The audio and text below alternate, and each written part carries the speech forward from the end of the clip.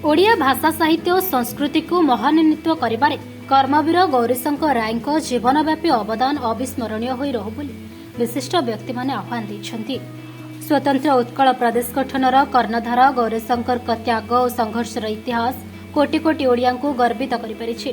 ଏହି କ୍ରାନ୍ତି ଦ୍ରଷ୍ଟା ପୁରୁଷଙ୍କ 188ତମ ଜନ୍ମ ଜୟନ୍ତୀ ମାହାଙ୍ଗା ନିର୍ବାଚନ ମଣ୍ଡଳୀର ଆସୁରେଶ୍ୱର ନିକଟସ୍ଥ ଦୀକ୍ଷିତପଡ଼ା ସରକାରୀ ବିଦ୍ୟାଳୟରେ ମାହାଙ୍ଗା ସାରସ୍ୱତ ସେବା ମଞ୍ଚର ସଭାପତି ଡକ୍ଟର ଭାବଗ୍ରାହୀ ରାଉତଙ୍କ ଅଧ୍ୟକ୍ଷତାରେ ଅନୁଷ୍ଠିତ ହୋଇଥିଲା।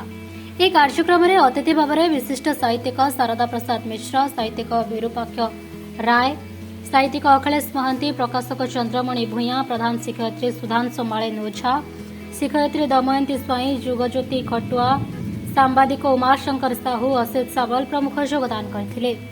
अन्यमानक मध्यरे मदन मोहन साहू, अक्षय कुमार साहू प्रमुख जोगदे श्रद्धांजलि अर्पण करथिले। ଏହି କାର୍ଯ୍ୟକ୍ରମରେ कर्मवीर गौरीशंकर राय सरकारी उच्च प्राथमिक विद्यालयर छात्र छात्री एवं शिक्षक शिक्षयित्री माने उपस्थित थिबा देखिबाक मिलिथिला। मो अखिलेश महांती जने साहित्यिक देखंतु आज होउची कर्मवीर गौरीशंकर रायंकर 188तम जन्म जयंती। तांकर जन्म माटी माहांगा निर्वाचन मंडलीर असुरेश्वर निकटस्थ दीक्षितपड़ा ठारे नाम नामित एक विद्यालय सरकारी विद्यालय पालन कर आम वास्तव में ओडिया जातिर अस्मिता को किभली आमे जदि मन पकेबा अनुशीलन करबा ताले गौरीशंकर को आमे केबे भूली परिबा नाही।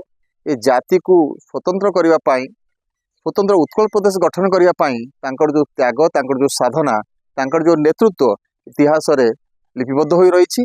तेणु किभली भाबरे संवाद पत्र प्रकाश करी ता माध्यम रे ओडिया भाषा प्रति तांकर केते भल पाइबा थिला, ए जाति प्रति केते भल पाइबा थिला।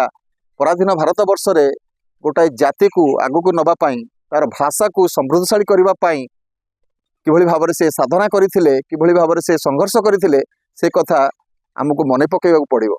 नुआ पीढ़ीर युवक माने से माने गौरीशंकर त्याग जो साधना अछि ए जाति प्रति, ए माटी प्रति ताकु भूली गले हबो नाही। तेणु आमे बहु बुद्धिजीवी, साहित्यिक, सांबादिक, शिक्षाविद, अध्यापक एमाने समस्त एकाठी होई सेई कर्मवीर गौरीशंकर जन्म माटी रे तांकर जन्म जयंती पालन करिथिबारु समस्त को साधुवाद जणाउछि।